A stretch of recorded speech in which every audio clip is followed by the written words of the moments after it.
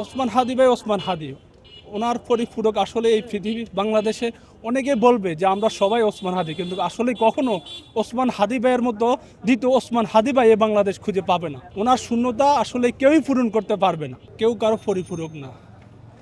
আমাদের যে ওসমান হাদি ভাইকে, যে জুলাই যোদ্ধা ভাইকে নৃশংসভাবে হত্যা করেছে ভারতীয় আধিপত্যবাদরা, টার্গেট কিলিং করে ওনাকে একমাত্র এদেশ থেকে চিরতরের জন্য নিঃশেষ করার জন্যই টার্গেট কিলিং করে ওনাকে গুলিবিদ্ধ করা হয়েছে। আর এমনভাবে গুলিবিদ্ধ করা হয়েছে যাতে করে উনি এই দুনিয়াতে টিকে থাকতে না পারে, জীবিত অবস্থায় না থাকতে পারে।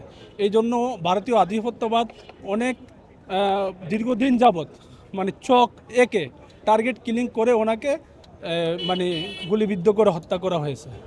আর ওসমান হাদি ভাই ওসমান হাদি ওনার পরিপূরক আসলে এই পৃথিবী বাংলাদেশে অনেকে বলবে যে আমরা সবাই ওসমান হাদি, কিন্তু আসলে কখনো ওসমান হাদি ভাইয়ের মতো দ্বিতীয় ওসমান হাদি ভাই এ বাংলাদেশ খুঁজে পাবে না। ওনার শূন্যতা আসলে কেউই পূরণ করতে পারবে না। একমাত্র স্মার্ট সিটি বসুন্ধরা, আধুনিকতায় এক ধাপ এগিয়ে। আসলে ওনার মৃত্যুর সংবাদ পাওয়ার পর থেকে আসলে খুবই বরাক্রান্ত। আসলে আমি আমার ফ্যামিলির সাথে, আত্মীয়স্বজনের সাথে কথা বলতে পারতেছি না, চোখের পানি অজরে ধরছে। যে আসলে ওনার এই মৃত্যুকে আমরা কখনোই মেনে নিতে পারি না।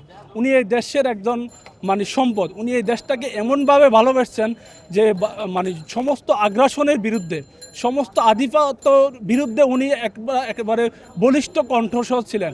আসলে ভারত আমাদের এমন জাতশত্রু, এই শত্রু এই দেশে যেই যখন এরকম মাথা ছড়া দিয়ে উঠেছে ভারতীয় আগ্রাসনের বিরুদ্ধে, তাকেই এক এক করে টার্গেট কিলিং করছে। যেমন আমাদের আবরার ফাহাদ ভাই এরকম একজন প্রতিবাদী কণ্ঠস্বর ছিলেন, তাকে টার্গেট কিলিং করে হত্যা করেছেন। আর এখন তেমনিভাবে আমাদের এই ইনকিলাব মঞ্চের প্রতিষ্ঠাতা ওসমান হাদি ভাই, শহীদ ওসমান হাদি ভাই, তাদের ইচ্ছা ছিল যে কোনোভাবে একে বাংলাদেশ থেকে বাংলাদেশের মাটি থেকে তাকে সরিয়ে ফেলতে হবে। তাই এজন্য ওনাকে টার্গেট কিলিং করেই হত্যাটা করা হয়েছে।